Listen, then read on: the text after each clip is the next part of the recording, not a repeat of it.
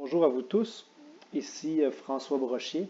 Aujourd'hui, nous allons regarder le rapport au niveau des dépenses terrain pour les directeurs terrain dans Power BI. Donc, comme d'habitude, la première chose à faire est de sélectionner notre espace de travail, donc venir à la gauche dans le menu. Par la suite, on vient chercher en fait le groupe qui nous concerne, qui est dans notre cas le groupe directeur terrain. Par la suite, on arrive à cet affichage. Il faut choisir par la suite rapport et dépenses terrain. Lorsqu'on clique sur dépenses terrain, le rapport apparaît. Comme on le voit, si on voit ici en bas, il y a deux onglets de disponibles, soit un onglet indicateur terrain.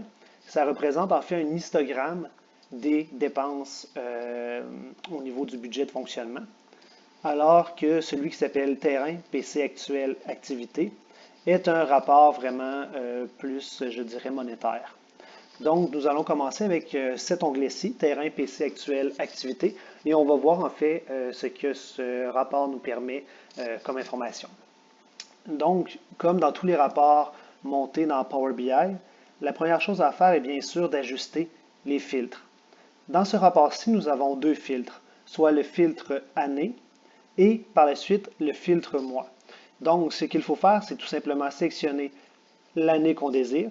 Dans notre cas, on va prendre l'exemple qu'on souhaite avoir le premier trimestre de 2018. Donc, une fois que l'année est sélectionnée, on peut passer au second filtre, qui est le filtre de mois. Comme je le disais tout à l'heure, dans notre exemple, nous allons choisir en fait le premier trimestre de 2018. Pour ce faire, il faut sélectionner les mois janvier, février et mars. Donc, on clique tout simplement sur janvier. Lorsqu'on veut faire une sélection multiple, on doit tenir la touche CTRL, CTRL enfoncé, et cliquer ensuite par la suite sur les autres filtres désirés. Donc, dans mon cas, janvier, février et mars. Donc, comme je le disais, on garde la touche CTRL enfoncée. Comme on le voit, lorsque j'ai fait cette sélection-ci, il y a des colonnes qui sont venues s'ajouter. On voit ici la colonne de janvier, la colonne de février, la colonne de mars et bien sûr notre total. Donc, en fait, les données qu'on retrouve, ce sont dans la première colonne le projet, en fait, qui est notre projet. Par la suite, nous avons la colonne budget. La colonne budget, en fait, représente votre budget de fonctionnement pour l'année 2018, en fait, pour le premier trimestre de 2018, puisque c'est ce que nous avons sélectionné au niveau des filtres. Donc, on voit ici pour janvier quel a été notre budget de fonctionnement, février, mars, et ainsi de suite.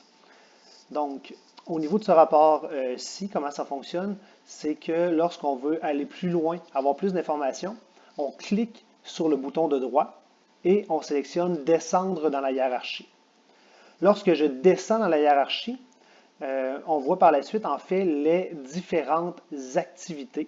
Donc, on voit ici que, par exemple, pour mon personnel local, mon budget de fonctionnement était de 9 000 $ en janvier. Donc, si je souhaite aller plus loin, on clique encore une fois sur le bouton de droit et on descend dans la hiérarchie. Cela nous permet par la suite de voir en fait le compte budgétaire, c'est le compte de dépenses en fait, ou le compte budgétaire qu'on retrouve dans Acomba. Donc ici, ce qu'on voit, c'est en fait le dernier niveau, c'est l'information la plus détaillée qu'on peut aller. Donc si on souhaite par la suite remonter dans l'information, il suffit tout simplement soit de cliquer sur le bouton droit et cliquer sur monter, ou de venir cliquer sur la petite flèche en haut à gauche qui est inscrit également monter. Donc, ce rapport-ci nous permet en fait d'être capable de suivre par mois notre budget de fonctionnement au niveau des dépenses terrain. Et puis, le détail le plus loin qu'on peut aller, c'est au niveau en fait de la sorte de dépenses, donc vraiment du code budgétaire ou du code de grand livre au niveau d'Acomba. Donc, ça ici, c'était la première représentation graphique que nous avions. Nous allons maintenant aller au deuxième indicateur, au deuxième onglet, pardonnez-moi, qui est l'indicateur terrain. Donc, encore une fois, dans ce rapport-ci, on retrouve le filtre année, le filtre mois. Donc, on commence toujours par sélectionner en fait les périodes désirées. Dans notre cas, on va prendre le filtre année 2018. Et au niveau du filtre de mois, comme c'est une sélection multiple, on tient la fonction, en fait le bouton contrôle sur notre clavier enfoncé en même temps de cliquer sur les mois de janvier, février et mars. Comme on voit plus bas, plutôt que d'avoir une représentation sous forme de tableau, nous avons une représentation graphique. En fait, il s'agit d'un histogramme.